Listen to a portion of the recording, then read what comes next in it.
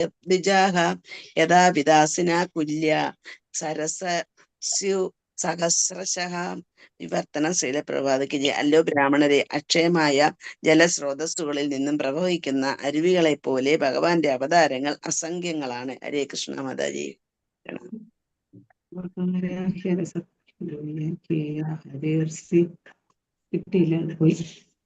മാതാജി കേറിയിട്ടുണ്ടല്ലോ. മാതാജി കേറി വീണ്.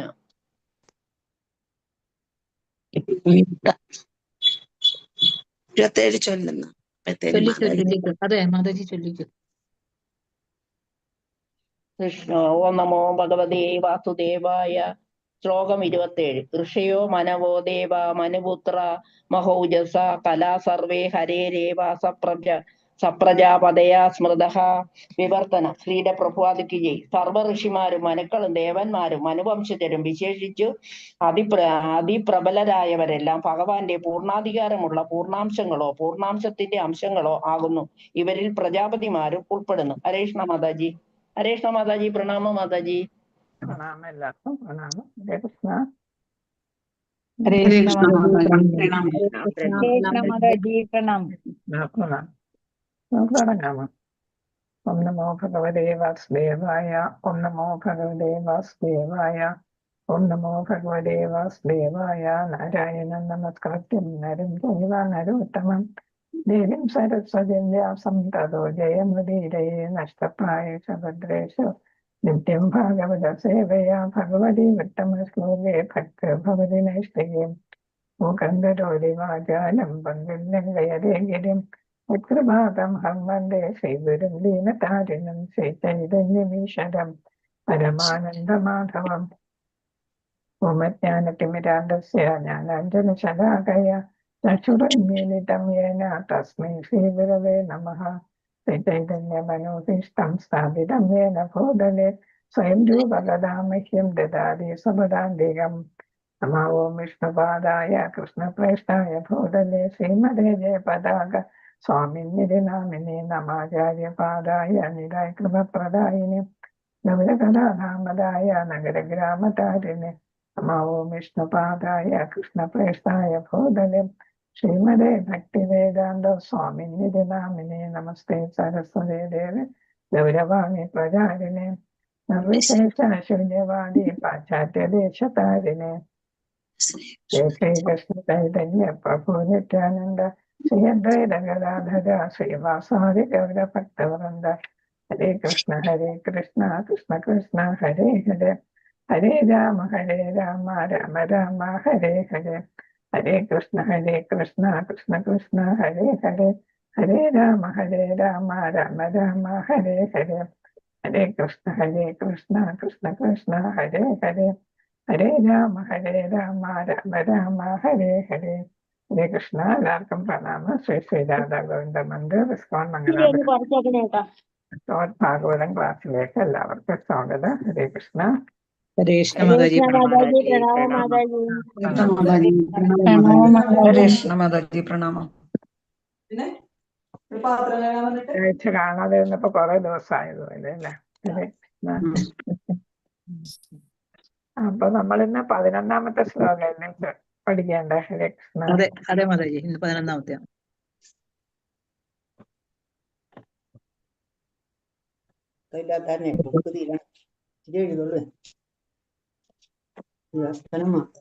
ഓം നമോ ഭഗവതേ വാസുദേവായ. പദാൻ തത്ര പുരഗ്രാമ വ്രജാകരൻ ഖർവദവാടി ച വനാനി ഉപവനാനി ച സ്പീതാഞ്ജന പദാൻ തത്ര പുരഗ്രാമ വ്രജ ആകരാനാണ്. ഗ്രാമവ്രജ ആകരാൻ എന്ന് പറയുന്ന പുരഗ്രാമവ്രജ ആകരാൻ തിരിച്ചു വായിക്കുമ്പോ ഖേദഖർവടവാടീശ വനാനി ഉപവനാനി ച വനാനി ഉപവനാനി ച സ്പീതാഞ്ജന പദാം തത്ര പുരഗ്രാമവ്രജാകരാൻ ഖേദഖർവടവാടീ ച വനാനിനു വനാനുപനാൻ വനാനുപവനാനി ച വനാനുപവനാനി ച. ഹരേ കൃഷ്ണ. ആരെങ്കിലും ഒരാൾ വായിച്ചോളൂ. സമയക്കുറവുകൊണ്ടാണ് ഭഗവതി കൃഷ്ണ. വാസുദേവായ.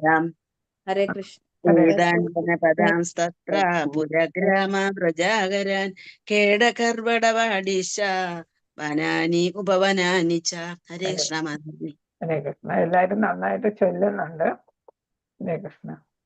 ഇതിന്റെ പ്രധാന പദാർത്ഥം നോക്കാം. സ്പീഡാൻ വളരെ അഭിവൃദ്ധിപ്പെടുന്ന, ജനപദാൻ നഗരങ്ങൾ. എപ്പോഴും നഗരങ്ങൾ ഒരുപാട് പുരോഗതിയുള്ള സ്ഥലങ്ങളായിരിക്കും അല്ലേ, അതുകൊണ്ടാണല്ലോ നഗരങ്ങൾ എന്ന് പറയുന്നത്. തത്ര അവിടെ, പുര പട്ടണങ്ങൾ. ഇപ്പൊ തിരുവനന്തപുരം, പുരം എന്ന് വെച്ചാൽ പട്ടണം. ഗ്രാമ ഗ്രാമങ്ങൾ. വ്രജ വ്രജ നമുക്കറിയാലോ, വ്രജവാസികൾ. വ്രജ മൃഗങ്ങളെ വളർത്തുന്ന വിപുലമായ സ്ഥലങ്ങൾ. ഇത് ഗ്രാസ് ഫീൽഡ് നമുക്ക് പറയാം. ആഗരാൻ ഖനികൾ. ഒരുപാട് ധാതുക്കളും മെറ്റലുകളും ഒക്കെ കിട്ടുന്നതാണ് ഖനികൾ. ഖേദ കൃഷിനിലങ്ങൾ. ഒരു സമൂഹത്തിന്റെ സമ്പദ് വ്യവസ്ഥ നിശ്ചയിക്കുന്നത് ഒരു പ്രധാന പങ്ക് വഹിക്കുന്നതാണ് കൃഷിനിലങ്ങൾ. നമ്മളൊരു കാർഷിക രാജ്യമാണ് ഇന്ത്യ അല്ലെ. ഖർവട താഴ്വരകൾ. അതായത് താഴ്വരകൾ എന്ന് പറയുമ്പോൾ മലകളുടെ അടിവാരങ്ങളായിട്ട് വരുന്ന കുറച്ച് സമതലമായിട്ടുള്ള പ്രദേശങ്ങൾ വരും. കൃഷിക്ക് വളരെ ഉപയുക്തമായ പ്രദേശങ്ങളാണ്. വാടി പൂന്തോട്ടങ്ങൾ. വനാനി വനങ്ങൾ. ഉപവനാനി ഉപവനങ്ങൾ. അപ്പൊ വലിയ വനങ്ങളും ചെറിയ വനങ്ങളും.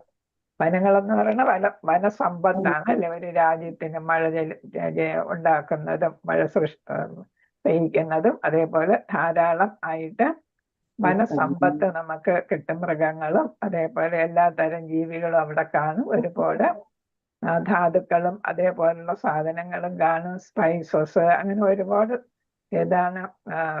സമ്പത്തിന്റെ ഒരു കേന്ദ്രമായിട്ടാണ് വനങ്ങളെ കണക്കാക്കുന്നത്. നമ്മുടെ പരിസ്ഥിതി സംരക്ഷിക്കുന്നതിന് വലിയ ഒരു പങ്ക് വഹിക്കുന്നതാണ് ഈ വനങ്ങൾ. അപ്പൊ ഇവിടെ പറയുന്നത് എന്താണ്? വടക്കോട്ട് പോയി എന്ന് പറഞ്ഞല്ലേ. 4 ചോദ്യങ്ങളായിരുന്നു വ്യാസദേവൻ നാരദമുനിയോട് ചോദിച്ചിരുന്നത് അല്ലേ. എന്തൊക്കെ 4 ചോദ്യങ്ങൾ? 2, 3, 4 ശ്ലോകങ്ങളിൽ നമ്മൾ പഠിച്ചതാണ് 4 ചോദ്യങ്ങൾ. അതായത് എന്താണ്? വേദാന്തികൾ പോയതിനു ശേഷം കഴിഞ്ഞ ജന്മത്തിൽ അങ്ങ് നാരദൻ എന്തു ചെയ്തു എന്നാണ് ഒരു ചോദ്യം വന്നത്. രണ്ടാമത്തത് ദീക്ഷ സ്വീകരിച്ച് അവർ പോയപ്പം ഉപനയനം നടത്തി ദീക്ഷ നൽകിയിരുന്നു അല്ലെ. അതിനുശേഷം അങ്ങയുടെ ജീവിതം എപ്രകാരമായിരുന്നു ഗുരുക്കന്മാർ പോയതിനു ശേഷം. മൂന്നാമത്തെ ചോദ്യം പൂർവ്വ ശരീരം ത്യജിച്ച്, നാരദ മഹർഷി 5 വയസ്സായ കുട്ടിയായിരുന്നു അല്ലെ, ദാസിപുത്രനായിരുന്നു. അതാണ് പൂർവ്വ ശരീരം. അത് ഉപേക്ഷിച്ചിട്ട് അങ്ങ് എങ്ങനെ ആത്മീയ ശരീരം അങ്ങേക്ക് ലഭിച്ചു. നാലാമത്തെ ചോദ്യം കഴിഞ്ഞ കൽപ്പം, അതായത് 2000 യുഗങ്ങൾക്ക് മുമ്പ് അല്ലെ ആണ് സംഭവിച്ചത്. ബ്രഹ്മാവിന്റെ ഒരു പകലും രാത്രിയും ആകുമ്പോ 2000 ഒരു ചതുർയുഗം ഇൻറ്റു 1000 ആണ്. അതായത് 1000 ചതുർയുഗമാണ് ബ്രഹ്മാവിന്റെ ഒരു ദിനം അല്ലെ. അതേപോലെ തന്നെ ഒരു രാത്രിയാകുമ്പോ എല്ലാം സംഹരിക്കപ്പെടുന്നു. അടുത്ത സൃഷ്ടി നടത്തിയപ്പോഴാണ് ബ്രഹ്മാവിനോടൊപ്പം നാരദ മഹർഷിയും പ്രത്യക്ഷനായത്. അപ്പൊ 2000 ചതുർയുഗങ്ങൾ ആൾക്ക് ശേഷം അങ്ങക്ക് ഇപ്പോഴും 2000 ചതുർയുഗങ്ങൾക്ക് മുമ്പ് നടന്ന കാര്യങ്ങൾ നല്ലതുപോലെ സ്മരിക്കാൻ സാധിക്കുന്നു. അതെങ്ങനെ സാധിച്ചു എന്നാണ് ചോദ്യം. എല്ലാവരും കഴിഞ്ഞ ജന്മത്തിലെ കാര്യങ്ങളെ മറന്നു പോകുന്നു അല്ലേ. ഇത് 2000 ചതുർയുഗങ്ങൾക്ക് മുമ്പ് നടന്ന സംഭവം അങ്ങ് എങ്ങനെ സ്മരിക്കുന്നു എന്ന് 4 ചോദ്യങ്ങളായിരുന്നു ചോദിച്ചത്. 5ാമത്തെ ശ്ലോകം മുതൽ അതിന്റെ മറുപടി ആയിട്ടാണ് നാരദ മഹർഷി ഇവിടെ സംവദിച്ചുകൊണ്ടിരിക്കുന്നത്. അപ്പൊ അതിലാണ് നമ്മൾ 11ാമത്തെ ശ്ലോകത്തിൽ എത്തിയിരിക്കുന്നത്. അപ്പൊ എന്താ പറഞ്ഞത്? മാതാവിന് സന്ധ്യയ്ക്ക് അല്ലെ, വൈകുന്നേരം രാത്രി ആകുന്ന സമയത്ത് പാല് കറക്കാൻ പോയപ്പോ ഒരു പാമ്പ് കടിച്ചു. അങ്ങനെ അമ്മ മരണപ്പെട്ടു. അപ്പൊ ഇവിടെ പറയുന്ന എന്താണ്? ഭഗവാന്റെ ഉൾവിളി വന്നപ്പോ നാരദ മഹർഷി അമ്മയുടെ മരണാനന്തര ചടങ്ങുകൾ പോലും ചെയ്യാൻ നിന്നില്ല എന്നാണ് പറയുന്നത്. അത്രയ്ക്ക് ഭഗവാന്റെ ഉൾവിളി ഉണ്ടായി എന്നാണ് മനസ്സിലാക്കുന്നത്. അപ്പം മാതാവിന്റെ വളരെ പ്രിയപ്പെട്ടതായിരുന്നു അല്ലെ മാതാവ്. ആ മാതാവിന് വേറെ നല്ല ജന്മം കിട്ടിയിട്ടുണ്ടായിരിക്കാം എന്നാണ് ആചാര്യന്മാർ പറയുന്നത്. ഒന്നില് ഏതാണ് ഈ ചാതുർമാസ ഋഷിമാരെ സേവിച്ചത് കാരണം, ആത്മാർത്ഥമായിട്ട് സേവിച്ചത് കാരണം മുക്തി ലഭിച്ചിരിക്കാം. അല്ലെങ്കിൽ ഭക്തിയുത സേവനം ചെയ്യുന്നതിന് പറ്റിയ തരത്തിലുള്ള ഒരു ജീവിതമായിരിക്കും കിട്ടിയിരിക്കുക. എന്താണെങ്കിലും അമ്മയ്ക്ക് ഗുണമേ ഉണ്ടായിട്ടുള്ളൂ. അതുകൊണ്ട് തന്നെ ഇവിടെ ഇതാണ് ഉപനയനം കഴിഞ്ഞത് കാരണം വേദാന്തികൾ നിർദ്ദേശിച്ച അതേ രീതിക്ക് വടക്കു ദിശയിലോട്ട് ആര് യാത്രയായി, ഒരു പരിവ്രാജകനെ പോലെ യാത്രയായി നാരദമുനി, 5 വയസ്സായുള്ള ബാലൻ. അപ്പൊ കണ്ട കാര്യങ്ങളാണ് ഇവിടെ പറയുന്നത്. അപ്പൊ ഭൗതികമായിട്ടുള്ള ഒരുപാട് കാര്യങ്ങൾ ഇവിടെ നാരദ മഹർഷി കാണുന്നുണ്ട്. നാരദ മഹർഷിയല്ല, 5 വയസ്സായ ബാലൻ അല്ലെ. അപ്പൊ എന്താ ഇവിടെ പറയുന്ന പ്രയാണ മാർഗെ പ്രയാണം ചെയ്തു എന്നാണ് പറയുന്നത് അല്ലെ. ആരുടെ പിന്നാലെ? അമ്മയുടെ മരണത്തിന് പിന്നാലെ വേദാന്തികൾ ചെയ്തതുപോലെ ഇദ്ദേഹവും എന്ത് ചെയ്തു? അവിടം വിട്ടു, ഗ്രാമം വിട്ടു. ഉടൻ തന്നെ ഗ്രാമം വിട്ടു. അപ്പം ഗമിക്കുന്ന വഴിയില് ഞാൻ നിരവധി അഭിവൃദ്ധി പ്രാപിക്കുന്ന നഗരങ്ങൾ കണ്ടു. എന്ന് വെച്ചാൽ എന്താണ്? ഭൗതികമായിട്ടുള്ള ഒരുപാട് നേട്ടങ്ങൾ വഹിച്ച കാര്യങ്ങളാണ് കണ്ടത്. വേണമെങ്കിൽ നാരദ മഹർഷിക്ക് അവിടെ തങ്ങാമായിരുന്നു, ഈ നഗരങ്ങളിലോ പട്ടണങ്ങളിലോ അല്ലെങ്കിൽ ഗ്രാമങ്ങളിലോ. അതുപോലെ തന്നെ മൃഗങ്ങൾ വളർത്തുന്ന സ്ഥലങ്ങൾ, അവിടെയെല്ലാം സാമ്പത്തിക ഉന്നമനമുള്ള സ്ഥലങ്ങളാണല്ലേ. അതേപോലെ ഖനികൾ, മെറ്റൽസും അതേപോലെ തന്നെ ധാതുക്കളും ഒക്കെ ധാരാളം കിട്ടുന്ന സ്ഥലങ്ങൾ, അവിടെയൊക്കെ തങ്ങാമായിരുന്നു. കൃഷിനിലങ്ങൾ, അതെല്ലാം സമ്പത്തിന്റെ പ്രദേശങ്ങളാണ്. ഇതെല്ലാം താഴ്വാരങ്ങൾ, പൂന്തോട്ടങ്ങൾ, വനങ്ങൾ, ഉപവനങ്ങൾ എന്നിവയെ കടന്നു ചെന്നു എന്നാണ്. കടന്നു ചെന്നു. അപ്പൊ ഇതെല്ലാം താണ്ടിയാണ് നാരദ മഹർഷി യാത്ര ചെയ്യുന്നത്. ഇവിടെ ഒന്നും തങ്ങിയില്ല എന്നുള്ളതാണ്. അതായത് ഭൗതികമായിട്ടുള്ള സാമ്പത്തിക കാര്യങ്ങളോ ഒന്നും തന്നെ ഈ കുഞ്ഞു ബാലനെ ഒരു തരത്തിലും സ്വാധീനിച്ചില്ല എന്നാണ്. ആ വാർത്ത ശീല പ്രഭാതത്തിന്റെ കൃഷി, ഖനനം, മൃഗപരിപാലനം, വ്യവസായം, ഉദ്യാനപാലനം തുടങ്ങിയതിലൊക്കെ മനുഷ്യന്റെ പ്രവർത്തനങ്ങൾ ഇപ്പോഴുള്ള അതേ തോതിൽ വർത്തമാന സൃഷ്ടിക്ക് മുമ്പ് തന്നെ നിലവിലുണ്ടായിരുന്നു. മാത്രമല്ല പുനഃസൃഷ്ടിയിലും ഇതേ പ്രവർത്തനങ്ങൾ ഇതേപോലെ തന്നെ നിലനിൽക്കുകയും ചെയ്യും. അപ്പൊ ഇവിടെ ഒരു മാറ്റവും വരുന്നില്ല. ഭൗതികമായിട്ടുള്ളതില് മാറ്റങ്ങളൊന്നും വരുന്നില്ല. എന്താ കാരണം? സാമ്പത്തികമായിട്ടുള്ള ഉന്നതിക്ക് വേണ്ടി മനുഷ്യൻ ചെയ്യുന്ന പ്രവർത്തികൾ ഭൂതകാലത്തും ഉണ്ടായിരുന്നു, ഇപ്പോഴും അത് തുടരുന്നു, ഇനി ഭാവിയിലും അതേപോലെ തന്നെ തുടരും. എന്നുവെച്ചാൽ അതിലൊന്നും ഒരു മാറ്റവും വരുന്നില്ല. ഭൗതിക കാര്യങ്ങളിലും ഭൗതിക ആസക്തികളിലും ഒന്നും ഒരു മാറ്റവും വരുന്നില്ല. എല്ലാം ഒരേപോലെ തന്നെ ആവർത്തിക്കപ്പെടുന്നു എന്നാണ് ഇവിടെ പറയുന്നത്. അതേസമയം ഇതൊന്നും ആരും സ്വാധീനിച്ചില്ല, ഈ ബാലനെ സ്വാധീനിച്ചില്ല എന്നാണ്. അനേക കോടിക്കണക്കിന് വർഷങ്ങൾക്ക് ശേഷം പ്രകൃതി നിയമത്താൽ ഒരു സൃഷ്ടി ഉണ്ടാകുന്നു. ഇതാണ് കൽപ്പത്തിന് ശേഷം അല്ലെ. കൽപ്പം കഴിയുമ്പോ സംഹാരം വരുന്നു. പിറ്റേ ദിവസം അടുത്ത ദിനം വരുമ്പോ, ബ്രഹ്മാവിന്റെ ദിനം വരുമ്പോ എന്ത് ചെയ്യുന്നു? വീണ്ടും സൃഷ്ടി കർമ്മം നടത്തുന്നു അല്ലെ. അതവിടെ അനേക കോടി വർഷങ്ങളെന്ന് പറഞ്ഞത്. അപ്പൊ മനുഷ്യവർഷത്തിൽ കണക്കാക്കുമ്പോൾ അതാണ് 2000 ചതുർയുഗങ്ങൾക്ക് ശേഷമാണ് വീണ്ടും സൃഷ്ടി നടന്നിരിക്കുന്നത് അല്ലെ. അപ്പോഴും എന്താ നടക്കുക? പഴയ കാര്യങ്ങൾ തന്നെ ആവർത്തിച്ചു കൊണ്ടേയിരിക്കും. ഭൗതികമായിട്ടുള്ള കാര്യങ്ങൾ പ്രായോഗികമായി ഇതേ പ്രകാരത്തിൽ പ്രപഞ്ച ചരിത്രം ആവർത്തിക്കപ്പെടുന്നു. അതൊരു ചൊല്ലുണ്ട്, ഹിസ്റ്ററി റിപ്പീറ്റ്സ് ഇറ്റ്സെൽഫ്. ചരിത്രം എപ്പോഴും എന്ത് ചെയ്യുന്നു? ആവിഷ്കരിക്കപ്പെടുന്നു. പഴയ കാര്യങ്ങൾ തന്നെ വീണ്ടും അതേപോലെ വരുന്നു എന്നുള്ളതാണ്. ഇപ്പൊ നമ്മൾ ബാർബേറിയൻ അപരിഷ്കൃതരായിരുന്നു, അതിൽ നിന്ന് നമ്മളിപ്പോ ഭയങ്കര പരിഷ്കൃതരായിട്ട് മാറി. ക്രമേണ കലിയുഗത്തിന്റെ അവസാനമാകുമ്പോ പിന്നെ നമ്മൾ പ്രാകൃതത്വത്തിലേക്ക് തിരിച്ചു പോകും. പിന്നെ പ്രളയമൊക്കെ വരും. വീണ്ടും പുനഃസൃഷ്ടിക്കപ്പെടുമ്പോൾ നമ്മൾ എന്ത് ചെയ്യുന്നു? അപരിഷ്കൃതരായിട്ടിരിക്കും. വീണ്ടും ക്രമേണ നമ്മൾ പുരോഗതിയിലേക്ക് വരും. ഇപ്പൊ നടക്കുന്ന പോലെയുള്ള കാര്യങ്ങളെല്ലാം സയൻസ് യുഗമായിട്ടൊക്കെ മാറും. വീണ്ടും അത് നമ്മളൊരു മണി, ഒരു ബെല്ല് കമത്തി വെച്ചാലുള്ളത് പോലെയാണ്. ഏതാണ് ക്ഷേത്രത്തിലൊക്കെ ഉള്ള മണിയില്ലേ, വലിയ മണി ഇങ്ങനെ അല്ല, ആർച്ച് പോലെ. ആർച്ചിന്റെ താഴെ എന്ന് വെച്ചാൽ ഇടതുവശം പുരോഗതിയില്ല, ക്രമേണ പുരോഗതി വരുന്നു, പിന്നെ അത് താഴുന്നു, പിന്നെ ആദ്യത്തെ ഘട്ടത്തിലേക്ക് മാറുന്നു. അതാണ് മണി കമത്തി വെച്ചാലുള്ള രീതി.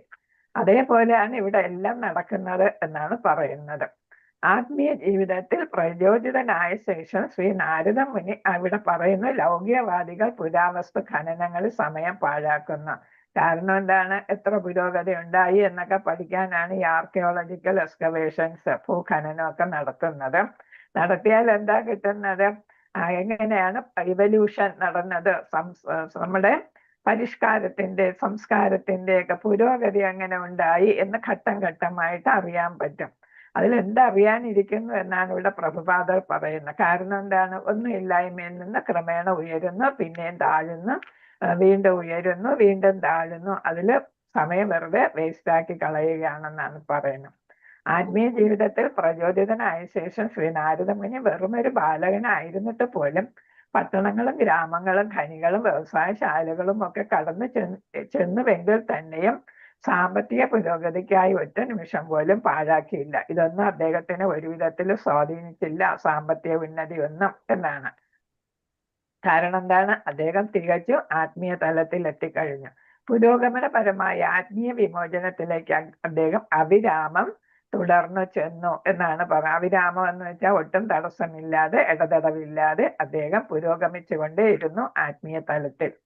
പല കോടിക്കണക്കിന് വർഷങ്ങൾക്ക് മുമ്പ് നടന്ന ചരിത്ര ആവർത്തനമാണ് ശ്രീമദ് ഭാഗവതം. അപ്പൊ എല്ലാം ഏതാണ്? ഒരിക്കൽ സംഹാരം കഴിഞ്ഞ് പുനഃസൃഷ്ടിക്കപ്പെടുമ്പോൾ, ഈ ഭൗതിക പ്രപഞ്ചം പുനഃസൃഷ്ടിക്കപ്പെടുമ്പോൾ ഇതെല്ലാം വീണ്ടും ആവർത്തിക്കും. അപ്പോഴും ഭഗവത്ഗീതയും ശ്രീമദ് ഭാഗവതവും ഒക്കെ ഉണ്ടാകും എന്നാണ്. അപ്പൊ അത് വീണ്ടും എന്താണ്? ആവർത്തിക്കപ്പെടും എന്നാണ്.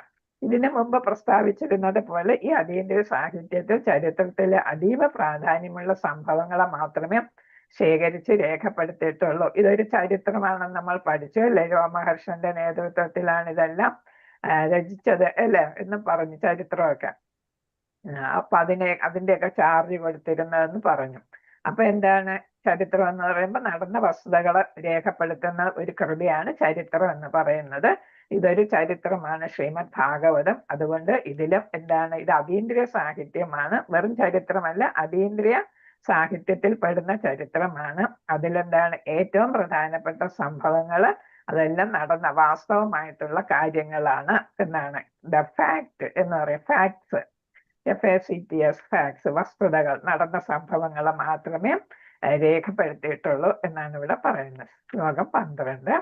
അപ്പൊ എന്താണ് ഇതിൽ നമ്മൾ പഠിച്ചത്? ഒരു തരത്തിലും ഭൗതിക കാര്യങ്ങൾ ആരെ സ്വാധീനിച്ചില്ല? നാരദ മഹർഷിയെ സ്വാധീനിച്ചില്ല കഴിഞ്ഞ ജന്മത്തിൽ എന്നാണ്. 5 വയസ്സായ ബാലന് സ്വാധീനിച്ചില്ല. ശ്ലോകം 12. ഓം നമോ ഭഗവതേ വാസുദേവായ.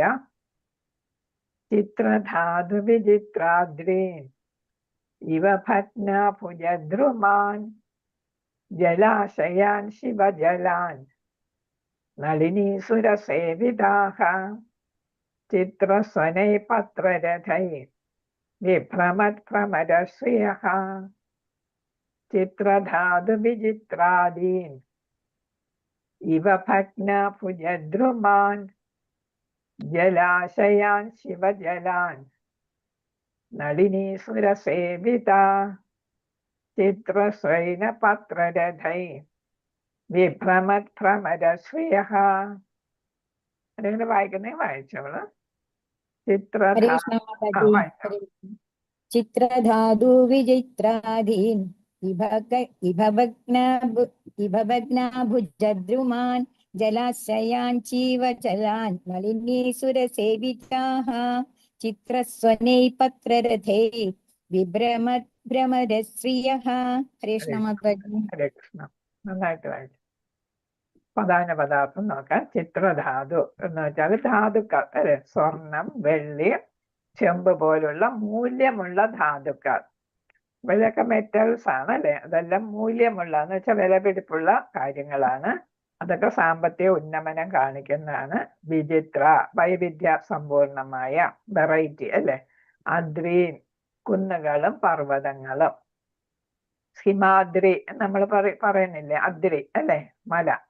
അദ്രീൻ. അപ്പൊ കുന്നുകളും പർവ്വതങ്ങളും. പർവ്വതം എന്ന് വെച്ചാൽ വളരെ വലുത്, കുന്നുകൾ എന്ന് പറയുമ്പോ ചെറുത്. ഇവഭഗ്ന, അതികായകരായ ഗജങ്ങളാൽ തകർക്കപ്പെട്ട. ഗജം എന്ന് പറയുന്നത് എന്താ? ആനകൾ അല്ലെ? അതെന്താണ്? അപ്പൊ ആനസമ്പത്ത് ഒക്കെ ഉണ്ട്. ഭുജ, ശാഖകൾ, ദ്രുമാൻ, വൃക്ഷങ്ങൾ, ജലാശാൻ, ജലാശയാൻ ശിവ, ജലാശയാൻ ശിവ, ആരോഗ്യം പ്രദാനം ചെയ്യുന്ന. ശിവ എന്ന് പറയുമ്പോൾ എപ്പോഴും ആരോഗ്യത്തിനെ കുറിച്ച് അവര്. ജലാൻ, ജലസംഭരണികൾ. നളിനീഹി, താമരപ്പൂക്കൾ. സുരസേവിതാഹ, സ്വർഗവാസികൾ അഭിലഷിക്കുന്ന. ചിത്രസ്വനേഹി, ഹൃദയത്തെ രമിപ്പിക്കുന്ന. പത്രരഥേ, പക്ഷികളാൽ. പത്രം എന്ന് വെച്ചാൽ ചിറക് അല്ലെ. രഥേ, പക്ഷികളാൽ. വിഭ്രമത്, അമ്പരപ്പിക്കുന്ന. ഭ്രമരശ്രിയ, ഭ്രമരങ്ങളാൽ അലങ്കരിക്കപ്പെട്ട. ചെറിയ ഇതൊക്കെ ചിത്രശലഭം അങ്ങനെയൊക്കെയുള്ള ജീവികൾ. അപ്പൊ ഇവിടെ എന്താ പറയുന്നത്? കുന്നുകളെയും മലകളെയൊക്കെ കുറിച്ച് പറയുന്നു. പിന്നെ അവിടെയുള്ള ജീവജാലങ്ങളെ കുറിച്ചും ഒക്കെ പറയുന്നുണ്ട് അല്ലെ. പിന്നെ അവിടെയുള്ള ജലസംഭരണികളും അതിനെ കുറിച്ചൊക്കെ. മലയും കുന്നുകളും ജലസംഭരണികളും. പിന്നെ ഏതാണ്? പിന്നെ മൃഗസമ്പത്തും, പിന്നെ പിന്നെ മറ്റ് ജീവജാലങ്ങളും അല്ലെ. പക്ഷികളും അതേപോലെ ചെറിയ ഏതാണ് ചിത്രശലഭം പോലെയുള്ള പറക്കുന്ന ജീവികൾ. അവയൊക്കെ കൊണ്ട് അലങ്കരിക്കപ്പെട്ട പ്രദേശങ്ങളിലൂടെയും ഇദ്ദേഹം കടന്നുപോയി എന്നാണ് പറയുന്നത്. അപ്പൊ ഇദ്ദേഹത്തിന്റെ യാത്രയിൽ കാണുന്ന സ്ഥലങ്ങളുടെ വർണ്ണനയാണ് ഇവിടെ കൊടുത്തിരിക്കുന്നത്. ഹരേ കൃഷ്ണ. വിവർത്തനം ശ്രീല പ്രഭുപാദത്തിന്റെ. സ്വർണം, വെള്ളി, ചെമ്പ് മുതലായ വിവിധ ധാതുക്കള സമ്പൂർണ്ണ മായങ്ങളായ ഖനികളുള്ള മലകളുടെയും പർവ്വതങ്ങളുടെയും സ്വർഗവാസികൾക്ക് അനുയോജ്യമായതും ആലാപനം ചെയ്യുന്ന പക്ഷികളാലും വിഹുലരായ ഭ്രമരങ്ങളാലും അലങ്കൃതമായതുമായ മനോഹരമായ താമരപ്പൂക്കളാൽ സമൃദ്ധമായ ജലാശയ സമ്പൂർണമായ ഭൂപ്രദേശങ്ങളിലൂടെയും ഞാൻ സഞ്ചരിച്ചു. അപ്പൊ കടന്നുപോയ വഴികളെല്ലാം ഏതാണ്? ആരെ ആണെങ്കിലും ആകർഷിക്കുന്നതാണ് അല്ലെ. നേരത്തെ സാമ്പത്തികമായിട്ടുള്ള കാര്യം പറഞ്ഞു. ഇവിടെയാണെങ്കിലോ കണ്ണിന് ആകർഷണം നൽകുന്ന കാര്യങ്ങളാണ് അല്ലെ. ആരും ആകർഷിക്കപ്പെടുന്ന കാര്യങ്ങളാണ് ഇവിടെ കണ്ടത്. എന്നിട്ടും ഇതിലൊന്നും ആരുടെ മനസ്സ് തങ്ങിയില്ല? ഈ ബാലന്റെ മനസ്സ് തങ്ങിയില്ല എന്നാണ് പറയുന്നത്. അതായത് എല്ലാ തലത്തിലും അതീന്ദ്രിയ തലത്തിലെത്തിയ, എല്ലാ തരത്തിലും അതീന്ദ്രിയ തലത്തിലെത്തിയ ഒരാളായിട്ട് ആരും മാറിക്കഴിഞ്ഞു? നാരദ മുനി മാറിക്കഴിഞ്ഞു എന്നാണ് ഇവിടെ. അപ്പം ഇമോഷണലായിട്ടും അല്ലെ സ്വാധീനിക്കാൻ ഒന്നിനും സാധിച്ചില്ല. പ്രകൃതി സൗന്ദര്യത്തിനൊന്നും സ്വാധീനിക്കാനായിട്ട് സാധിച്ചില്ല. നമ്മളാണെങ്കിലോ മലകളും കുന്നുകളും മഞ്ഞും അല്ലേ പൂന്തോട്ടങ്ങളും അത് ഇതൊക്കെ കണ്ടാൽ നമ്മൾ നോക്കി നിൽക്കും. അപ്പൊ ഇതൊന്നും ഈ കുട്ടിയെ സ്വാധീനിച്ചില്ല. വെറും 5 വയസ്സായ കുട്ടി എന്നുള്ള കാര്യമാണ് നമ്മൾ ഓർക്കേണ്ടത്. അത്രയ്ക്ക് ഉയർന്ന തലത്തിൽ ആ കുട്ടിക്ക് എത്താൻ സാധിച്ചു. ആരുടെ കാരുണ്യം കൊണ്ട്? ഈ ഗുരുക്കന്മാരുടെ കാരുണ്യം കൊണ്ടാണ് ഇതൊക്കെ സാധിച്ചത്. കൃഷ്ണ. ശ്ലോകം 13. ഓം നമോ ഭഗവതേ വാസുദേവായ.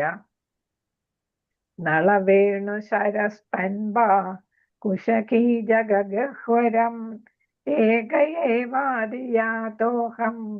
അദ്രാക്ഷം വിപിനം മഹത് ഘോരം പ്രതിഭയ ആകാരം വ്യാളോ ഉലൂക ശിവ അജിരം ശിവ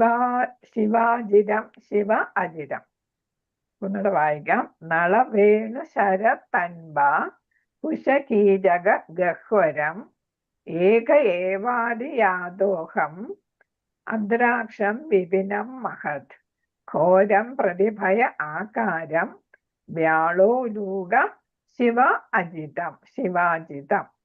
ഇപ്പൊ ഇവിടെ വായിക്കുന്ന ആരെങ്കിലും? വായിച്ചുള്ള ആരെങ്കിലും? ഹരേ കൃഷ്ണ. ആ ഹരേ കൃഷ്ണ മാതാജി. ആ വായിച്ചോളൂ മാതാജി. ഹരേ കൃഷ്ണ. ഓം നമോ ഭഗവതേ വസുദേവായ. നളവേണുശരസ്തംഭ കുശകീചഗഹ്വരം ഏക ഏവാദിയാദോ അഹമദ്രാക്ഷം വിപിനം മഹത് ഘോരം പ്രതിഭയാകാരം വ്യാളോലൂക ശിവാജിരം. ഹരേ കൃഷ്ണ മാതാജി. കൃഷ്ണ. നമുക്കിവിടെ ഇതിന്റെ പ്രധാന പദാർത്ഥം നോക്കാം. നള എന്ന് വെച്ചാൽ ഓടപ്പുല്ല്, വേണു മുള, ശരഹ ഈറ്റ, തൻബ നിറഞ്ഞ, കുശ കൂർത്ത പുല്ല്. പുല്ല് നമുക്കറിയാം അല്ലെ. മ്യൂട്ട് ചെയ്തോളൂ പ്രഭു. കുശപ്പുല്ല് നമുക്ക് അറിയാവുന്നതാണ് അല്ലെ.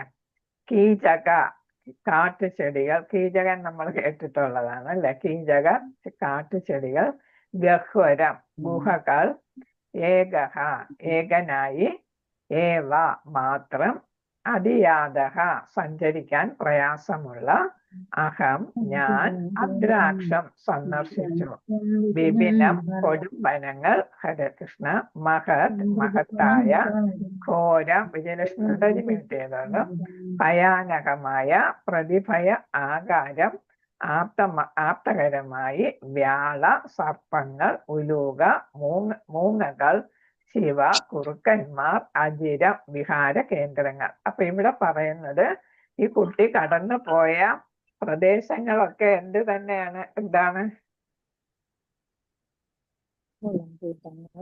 അത് അത്ര സുഗമമായിട്ടുള്ള പ്രദേശങ്ങളിലൂടെ അല്ല ഈ 5 വയസ്സായ കുട്ടി സഞ്ചരിക്കുന്നതെന്നുള്ളതാണ്.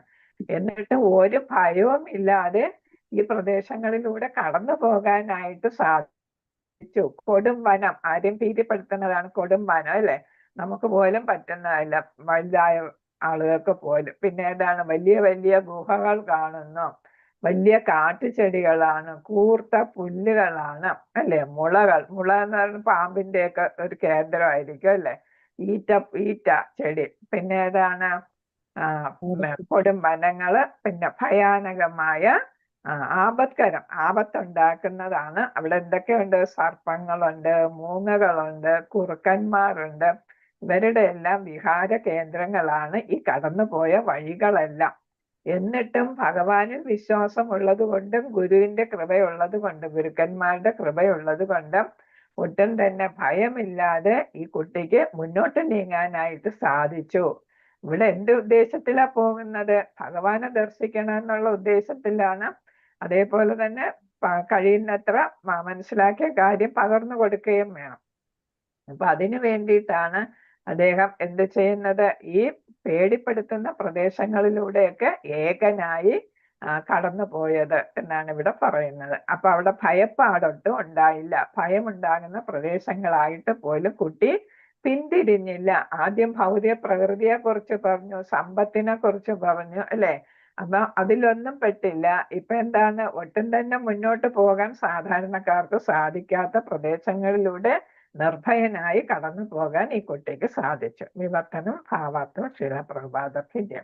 അനന്തരം മുളങ്കൂട്ടങ്ങൾ, ഈറ്റകൾ, ഓടപ്പുല്ല്, കുശപ്പുല്ല്, കാട്ടുചെടികൾ, ഗുഹകൾ എന്നിവയാൽ സമൃദ്ധമായതും ഒറ്റയ്ക്ക് സഞ്ചരിക്കാൻ ഏറെ പ്രയാസമേറിയതുമായ നിരവധി വനങ്ങളിലൂടെ, ഒന്നല്ല നിരവധി വനങ്ങളിലൂടെ ഏകനായി ഞാൻ സഞ്ചരിച്ചു. സർപ്പങ്ങളുടെയും മൂങ്ങകളുടെയും കുറുക്കന്മാരുടെയും വിഹാര കേന്ദ്രങ്ങൾ, അവര് വിഹാരകേന്ദ്രം എന്ന് വെച്ചാൽ അവരെന്താണ്, ഇഷ്ടം പോലെ സഞ്ചരിക്കുന്ന സ്ഥലങ്ങൾ, അഗാധവും ഒരുപാട് താഴ്ചയുള്ളതും അന്ധകാരപൂർണവും ഇരുളടഞ്ഞതുമായ ആപത്തുണ്ടാക്കുന്ന വിധത്തിലുള്ള ഭയാനകവുമായ പേടിപ്പെടുത്തുന്ന വനങ്ങളും ഞാൻ സന്ദർശിച്ചു. ആ വഴിയിലെല്ലാം എന്നുവെച്ചാൽ പ്രകൃതിയുടെ ഭഗവാന്റെ ഏതാണ് സൃഷ്ടികളെ എല്ലാം കാണുന്നു എന്നുള്ളതാണ് വേറൊന്ന്. എല്ലാ സൃഷ്ടികളെയും, ഇതെല്ലാം ഏതാണ് ഭഗവാന്റെ അചരങ്ങളായിട്ടുള്ള എല്ലാ സൃഷ്ടികളെയും ആര് മനസ്സിലാക്കുന്നു?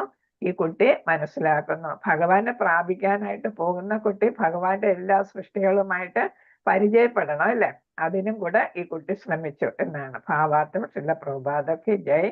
വനങ്ങൾ, മലകൾ, നഗരങ്ങൾ, ഗ്രാമങ്ങൾ തുടങ്ങിയവയിലൂടെ ഏകനായി സഞ്ചരിച്ച് ഭഗവത് സൃഷ്ടിയുടെ സകലവിധ വൈവിധ്യങ്ങൾ, വെറൈറ്റികളും അനുഭവിച്ചറിയുക എന്നത് ഒരു ഭിക്ഷാന്തേഹിയുടെ അല്ലെങ്കിൽ പരിവ്രാജക ആചാര്യന്റെ കർത്തവ്യമാകുന്നു. ഇപ്പം ഈ വേദാന്തികളെല്ലാം ആരായിരുന്നു? ഭിക്ഷാന്തേഹികളായിരുന്നു, പരിവ്രാജകരായിരുന്നു. അവർ ഒരിടത്തും സ്ഥിരമായിട്ട് താമസിക്കത്തില്ല അല്ലെ. ഒരു നഗരത്തിലോ ഗ്രാമത്തിലോ പിന്നെ ടൗണിലോ ഒന്നും പോയാല് അവരവിടെ നിൽക്കത്തില്ല. അവർ ആവശ്യമുള്ളത് മാത്രം ഭിക്ഷ, ഒരു നേരത്തെ ആഹാരത്തിന് പല പല വീടുകളിൽ മധുകരി അല്ലെ, തേൻ, പല പൂക്കളിൽ നിന്ന് തേൻ സമ്പാദിക്കുന്നത് പോലെ, കളക്ട് ചെയ്യുന്നത് പോലെ എന്ത് ചെയ്യുന്നു, പല പല വീടുകളിൽ നിന്ന്. അതെങ്ങനത്തെ വീടുകളായിരിക്കും? ഭഗവാനിൽ വിശ്വാസമുള്ളവരുടെ വീടുകളിൽ നിന്ന് കുറച്ചായിട്ട് വാങ്ങും. അവിടെ പോകുന്നത് എന്തിനു വേണ്ടിയിട്ടാണ്? അവർക്ക് ഭഗവാനെ കുറിച്ചുള്ള കാര്യങ്ങൾ പകർന്നു കൊടുത്ത് അവരെ അനുഗ്രഹിക്കുന്നതിന് വേണ്ടിയാണ്. ആളുകളെ, കുടുംബത്തിനെ അനുഗ്രഹിക്കുന്നതിന് വേണ്ടിയിട്ടാണ് അതായത് ഭിക്ഷാന്തേഹികൾ അല്ലെങ്കിൽ പരിവ്രാജകർ എല്ലാം ഉപേക്ഷിച്ച് മാനവ ജനതയ്ക്ക് വേണ്ടിയിട്ട് ജീവിതം ഒഴിഞ്ഞു വെച്ചവരാണ് ഈ ഭിക്ഷാന്തേഹികൾ എന്ന് പറയുന്നത്. അത് അവരുടെ കടമയായിട്ട് കണക്കാക്കുന്നു. അപ്പൊ എന്താണ്, എല്ലാ വൈവിധ്യങ്ങളും അനുഭവിച്ചറിയണം.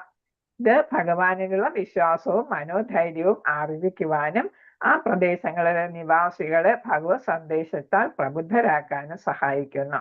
ഇവർ സഞ്ചരിക്കുന്ന പ്രദേശങ്ങളിലുള്ളവരെ എല്ലാം എന്ത് ചെയ്യുന്നു? അവർ കൃഷ്ണാവബോധം അല്ലെങ്കിൽ ഭഗവാനില് ഉള്ള അവബോധം അവരിൽ സൃഷ്ടിക്കുന്നു. പിന്നെ ഏതാണ്, എല്ലാ കാര്യങ്ങളും അവർ അനുഭവിച്ചറിയുകയും ചെയ്യുന്നു, എല്ലാ സൃഷ്ടികളെയും. അതാണ് നിർഭയനായി ഈ സർവ്വവിധ സാധ്യതകളെയും നേരിടുവാൻ ഒരു സന്യാസി കർത്തവ്യബദ്ധനാണ്. അല്ലെ, വനത്തിൽ കാട്ടിൽ പോയി താമസിക്കണമെങ്കിൽ എന്താണ്, അവിടെ എല്ലാതരം ജീവികളും കാണും. അല്ലെ, ഇതാണ് ക്രൂര മൃഗങ്ങളും എല്ലാം കാണും. അപ്പൊ അവരുടെ ഇടയിലാണ് കഴിയാൻ പോകുന്നത്. അപ്പൊ നിർഭയത ആവശ്യമായിട്ടുണ്ട്. പിന്നെ അതും ഭഗവാന്റെ സൃഷ്ടിയാണെന്ന് ആത്മാവുണ്ട്, അതേപോലെ തന്നെ പരമാത്മാവുള്ളിലുണ്ട് എന്ന കാര്യം എല്ലാം സ്വാംശീകരിച്ചവരായിരിക്കണം അവർ, ഈ സന്യാസിമാർ എന്ന് പറയുന്നത്. വർത്തമാന യുഗത്തിലെ ശ്രേഷ്ഠ മാതൃകാ സന്യാസി ശ്രീ ചൈതന്യ മഹാപ്രഭു ആകുന്നു. 16 നൂറ്റാണ്ടിൽ അല്ലെ, 15ാം നൂറ്റാണ്ടിന്റെ അവസാന ഘട്ടത്തിലും 16ാം നൂറ്റാണ്ടിന്റെ ആദ്യഘട്ടത്തിലും ജീവിച്ച പ്രഭുവാണ്. ഭഗവാന്റെ തന്നെ അവതാരമായിട്ട് വന്നതാണ്. സർപ്പങ്ങൾ, മാനുകൾ, ഗജങ്ങൾ, മറ്റനേകം കാട്ടുമൃഗങ്ങൾ എന്നിവയെ പോലും പ്രബുദ്ധരാക്കിക്കൊണ്ട് മധ്യഭാരതത്തിലെ എന്താണ് അവിടെ എന്താണ് പേര് ഓർക്കുന്നുണ്ടോ? ആ വനത്തിന്റെ പേര് എന്താണ്? പേര് ഞാൻ പെട്ടെന്ന് മറന്നു.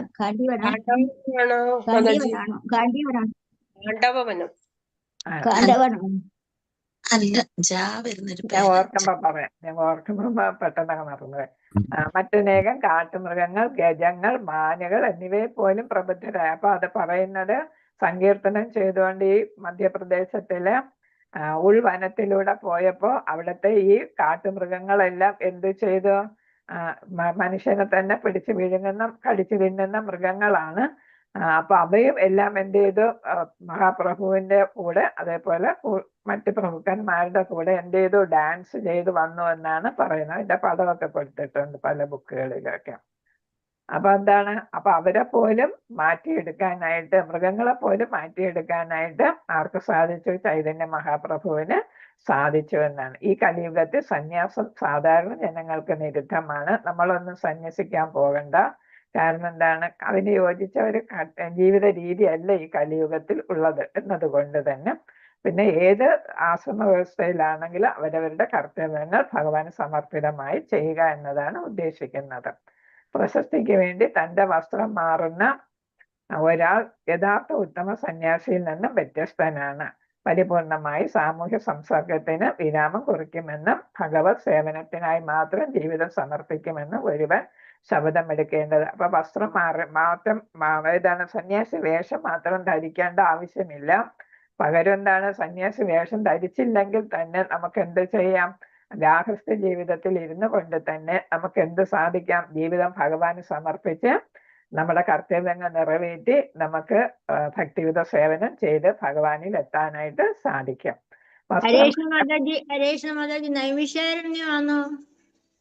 അല്ല മാധവ്, ഒരു ചായയിൽ തുടങ്ങുന്ന ഝാൻസി റാണി എന്നുള്ള ആ ചായയിൽ തുടങ്ങുന്നതാണ്. ഞാൻ ചമ്പൽക്കാടുകളാണോ? അല്ലേ? ഇല്ല, ഞാൻ പിന്നെ പറഞ്ഞുതരാം. ചായയിൽ തുടങ്ങുന്ന വേട പിന്നീട് ഓർമ്മ പറഞ്ഞുതരാം. ഹരേ കൃഷ്ണ. നിങ്ങളപ്പോ അത് ശ്രദ്ധിക്കണ്ട, ഇത് വേറെ ഇത് നോക്കിക്കോളാം. അപ്പൊ എന്താണ്, നമുക്ക് സന്യാസ വസ്ത്രവും സന്യാസ ജീവിതം ഇല്ലെങ്കിൽ തന്നെ നമുക്ക് എന്ത് സാധിക്കും? ഗാർഹസ്ഥ്യ ജീവിതത്തിലും അതേപോലെ തന്നെ ബ്രഹ്മചര്യയിലും എല്ലാം നമുക്ക് ഭഗവാനെ പ്രാപിക്കാനുള്ള മാർഗമാണ് ആര് പറഞ്ഞു തന്നിട്ടുള്ളത്? ചൈതന്യ മഹാപ്രഭു പറഞ്ഞു തന്നിട്ടുള്ള സങ്കീർത്തന പ്രസ്ഥാനത്തിലൂടെ പറഞ്ഞു തന്നത് അല്ലെ. നമ്മുടെ ജീവിതം ഭഗവാന് സമർപ്പിച്ച് നമ്മുടെ കർത്തവ്യങ്ങൾ നിറവേറ്റിയാൽ മാത്രം മതി. വസ്ത്രമാറ്റം ഔപചാരികത മാത്രമാണ്. അപ്പൊ ഒരു സന്യാസി സന്യാസ വേഷം ധരിക്കുന്നത് എന്താണ്? ഫോർമൽ ആയിട്ടുള്ള ഒരു കാര്യം മാത്രമാണ്, മറ്റുള്ളവരിൽ നിന്ന് വേർതിരിച്ചറിയാൻ വേണ്ടിയിട്ട് മാത്രം. അല്ലാതെ എന്താല്ല അത് ഒരു ഏതല്ല പിന്നെ അതൊരു കാരണമായിട്ട് അല്ലെങ്കിൽ അടിസ്ഥാന ഘടകമായിട്ട് നമ്മൾ എടുക്കേണ്ടതില്ല. നമ്മുടെ പ്രവൃത്തിയും മാനസിക വിചാരങ്ങളും ഒക്കെയാണ് നമുക്ക് ഏറ്റവും വേണ്ടത്. മനസ്സിനെയാണ് നമുക്ക് നിയന്ത്രിക്കേണ്ടത്. മനസ്സ് നിയന്ത്രിച്ചാൽ നമുക്ക് ഏത് നിയന്ത്രിക്കാൻ പറ്റും? ഇന്ദ്രിയങ്ങളെയൊക്കെ നിയന്ത്രിക്കാനായിട്ട് പറ്റും അല്ലെ? അപ്പൊ മനസ്സും ഇന്ദ്രിയങ്ങളും നിയന്ത്രിക്കപ്പെട്ട ബുദ്ധിയെ നിയന്ത്രിക്കാനും നമുക്ക് പറ്റും. അപ്പൊ അങ്ങനെ നമുക്ക് ഭഗവാനിൽ സ്വയം അർപ്പിക്കാനായിട്ടും ബുദ്ധിപരമായിട്ട് നമുക്ക് കാര്യങ്ങൾ ഭഗവാന് വേണ്ടിയിട്ടുള്ള പ്രവർത്തനങ്ങൾ ചെയ്യാനും പറ്റും. ശ്രീ ചൈതന്യ മഹാപ്രഭു സന്യാസ നാമം സ്വീകരിച്ചില്ല. അതാണ്, വേഷം മാത്രമേ സ്വീകരിച്ചുള്ളൂ. അത് മറ്റുള്ളവരിൽ നിന്ന് വേർതിരിച്ചറിയുന്നതിന് വേണ്ടിയിട്ട് സന്യാസ നാമം സ്വീകരിച്ചില്ല. ചൈതന്യ മഹാപ്രഭു എന്ന് തന്നെയാണ് നമ്മൾ അറിയപ്പെടുന്നത് അല്ലെ? അപ്പൊ ചൈതന്യ മഹാപ്രഭുവിന്റെ കാലടികളെ പിന്തുടർന്ന് ഈ കലിവത്തിൽ സന്യാസി എന്ന് വിശേഷിപ്പിക്കുന്നവർ അവരുടെ പൂർവ്വനാമങ്ങൾ മാറ്റാതിരിക്കണം. അപ്പൊ നമ്മളിപ്പോ ഇവിടെ മാറ്റുന്നുണ്ട് എങ്കിൽ തന്നെ എന്താ വേണ്ടത്? പൂർവ്വനാമങ്ങൾ നമ്മുടെ ഒറിജിനൽ പേരിൽ തന്നെ നമ്മൾ അറിയപ്പെടാം. നമ്മുടെ പ്രവൃത്തിയാണ് അവിടെ പ്രധാനം എന്നാണ് ഇവിടെ സൂചിപ്പിക്കുന്നത് പ്രഭുപാദർ. നാമമാറ്റം വേണ്ട എന്ന് പറയുന്നതിലൂടെ ഉദ്ദേശിക്കുന്നത് നാമത്തിലല്ല കാര്യം, പ്രവൃത്തിയിലാണ്. ഈ യുഗത്തിൽ ഭഗവാന്റെ ദിവ്യ മഹാത്മ്യങ്ങളെ ശ്രവിക്കുകയും ആവർത്തിക്കുകയും എന്ന ഭക്തിയുത സേവനത്തെ കർശനമായി നിർദ്ദേശിച്ചിരിക്കുന്നു. അപ്പൊ ശ്രവണമാണ് ഭക്തിയുത സേവനത്തിന്റെ ആദ്യത്തെ ഘട്ടം അല്ലെ? അപ്പൊ അതില് ഭഗവാന്റെ തിരുനാമ ഹരേ കൃഷ്ണ മഹാമന്ത്രം കേൾക്കുക, പറയുക അല്ലെ? അത് മറ്റുള്ളവർക്ക് പ്രചരിപ്പിച്ചു കൊടുക്കുക. അങ്ങനെ ഭക്തിയുത സേവനം ഇതാണ് നമ്മൾ കർശനമായിട്ട് 9 സേവനങ്ങൾ ചെയ്യാൻ പറ്റുമെങ്കിൽ അത് ചെയ്യുക. എന്തായാലും ശ്രവണത്തിലാണ് അത് ആരംഭിക്കുക. കുടുംബജീവിതം പരിത്യജിക്കുന്ന പ്രതിജ്ഞ എടുത്തവരോ നാരദ മുനിയെയോ അല്ലെങ്കിൽ ശ്രീ ചൈതന്യ മഹാപ്രഭുവിനെ പോലുള്ള പരിവ്രാജകന്മാരെയും അനുകരിക്കേണ്ട ആവശ്യമില്ല. ഇപ്പൊ എല്ലാവരും ചൈതന്യ മഹാപ്രഭുവും പരിവ്രാജകരുമായ പിന്നെ സമൂഹത്തിന് നിലനിൽപ്പില്ലാതായി പോകും അല്ലെ? ഓരോരുത്തരും അവരവരുടെ വർണ്ണ ആശ്രമ കടമകൾ ചെയ്യുക ഭഗവാൻ അർപ്പിച്ച് എന്നാണ് ഇവിടെ ഉദ്ദേശിക്കുന്നത്. ആരാകേണ്ട പരിവ്രാജകരൊന്നും ആകേണ്ട ആവശ്യമില്ല. ഈ കാലഘട്ടം അതിന് യോജിച്ചതുമല്ല. എന്നാൽ എന്തെങ്കിലും ഒരു തീർത്ഥസ്ഥലത്തിൽ ഉപവിഷ്ടനായും വൃന്ദാവനത്തിലെ 6 ഗോസ്വാമിമാരെ പോലുള്ള മഹാ ആചാര്യന്മാരാൽ പ്രദാനം ചെയ്യപ്പെട്ട ദിവ്യധർമ്മശാസ്ത്രങ്ങളെ ശ്രവിക്കുന്നതിനും ആവർത്തിച്ച് ഉരുവിടുന്നതിനുമായി മുഴുവൻ സമയവും ഊർജവും സമർപ്പിക്കണം. അപ്പൊ സന്യാസം സ്വീകരിക്കേണ്ട, പരിവ്രാജകരാകേണ്ട, ചൈതന്യ മഹാപ്രഭുവിനെ നാരദ മുനിയെ പോലെ ഒന്നും ആകാൻ നമ്മൾ ശ്രമിക്കണ്ട. കാരണം നമുക്ക് മറ്റൊരാളാകാനായിട്ട് പറ്റത്തില്ല അല്ലെ? നമ്മൾ തന്നെയാണ്. പക്ഷെ നമ്മുടെ മനസ്സിനെ നിയന്ത്രിക്കാനും അതേപോലെ തന്നെ നമ്മുടെ ഇന്ദ്രിയങ്ങളെ നിയന്ത്രിക്കാനും നമ്മുടെ ബുദ്ധി വിവേകപൂർവ്വം ഉപയോഗിക്കാനും ഒക്കെ നമുക്ക് സാധിക്കും. അതെല്ലാം നമ്മുടെ കയ്യിലിരിക്കുന്ന കാര്യങ്ങളാണ്. നമ്മളെ കടമകൾ നിർവഹിക്കുക. ഇവിടെ ഗോസ്വാമിമാരുടെ എന്നിവിടെ പറയുന്നത് ഏതാണ്? ഗുരുവിനെ നമ്മൾ ഫോളോ ചെയ്യുക, ഗുരുവിന്റെ ഉപദേശങ്ങൾ ഫോളോ ചെയ്യുക. അതേപോലെ തന്നെ ശാസ്ത്രം അല്ലെ? ശാസ്ത്രങ്ങളിൽ പറയുന്ന കാര്യങ്ങളും നമ്മൾ ഫോളോ ചെയ്യുക. അപ്പൊ ശാസ്ത്രവും ഗുരു ഒക്കെ പറയുന്ന കാര്യങ്ങൾ അതാണ് 6 ഗോസ്വാമിമാരെന്ന് പറഞ്ഞത്. അപ്പൊ ഷഡ്ഗോസ്വാമിമാര്. അപ്പൊ അവരെ പോലെ അവർ പറഞ്ഞ കാര്യങ്ങൾ നമ്മൾ എന്ത് ചെയ്യുക? ഉൾക്കൊള്ളുക. അത് നമ്മുടെ ജീവിതത്തിൽ നടപ്പിലാക്കാനായിട്ട് ശ്രമിക്കുക. അല്ലാതെ നമ്മുടെ ഗാർഹസ്ഥ ജീവിതം എന്ന് ഉപേക്ഷിച്ച് പോകേണ്ട കാര്യമില്ല. നമ്മൾ നമ്മുടെ കർത്തവ്യങ്ങൾ ചെയ്യുക. അതാണ് അർജുനനോടും ആര് പറഞ്ഞത്? ഭഗവാൻ പറഞ്ഞത് അല്ലെ? നീ നിന്റെ കർത്തവ്യം ചെയ്യുക, ക്ഷത്രിയൻ എന്നുള്ള കർത്തവ്യം നീ നിറവേറ്റുക. അല്ലാതെ നീ എന്ത് ചെയ്യണ്ട? വനവാസത്തിന് പോകണ്ട, നീ സന്യാസിയാകണോ എന്നൊക്കെ ചോദിച്ചില്ലേ? അപ്പൊ പരിത്യാഗം വേണോ എന്നൊക്കെ ചോദിച്ചു. അപ്പൊ പരിത്യാഗമൊന്നും വേണ്ട, പകരം നീ നിന്റെ ക്ഷത്രിയ ധർമ്മം നിറവേറ്റുക എന്നാണ് പറഞ്ഞത്. അത് തന്നെയാണ് ഇവിടെയും പ്രഭുപാദർ ഭാവാർത്ഥത്തിൽ പറഞ്ഞിരിക്കുന്നത്. നമ്മൾ ആരെ അനുകരിക്കാൻ പോകണ്ട, പക്ഷെ അവരുടെ നിർദ്ദേശങ്ങൾ അല്ലെ? ഗുരുക്കന്മാരുടെ നിർദ്ദേശങ്ങൾ, ശാസ്ത്രഗ്രന്ഥങ്ങളിലെ നിർദ്ദേശങ്ങളും എല്ലാം നമ്മൾ പാലിച്ച് നമ്മൾ ഈ ഭൂമിയിൽ തന്നെ ഭൗതിക തലത്തിൽ ആത്മീയമായിട്ട് ജീവിക്കുക അല്ലെ? ഭൗതിക ലോകത്ത് ആത്മീയമായിട്ട് ജീവിക്കാനായിട്ട് നമ്മൾ ശ്രമിക്കുക. ഹരേ കൃഷ്ണ. വാചകൽപതരൂപേക്ഷ കൃപാ സിന്ധു ദേവജ പതിദാന പാവനേഭ്യോ വൈഷ്ണവേഭ്യോ നമഃ. അനന്തകോടി വൈഷ്ണവ ഭക്തവൃന്ദം ജയ. ശ്രീമദ് ഭാഗവതം കി ജയ.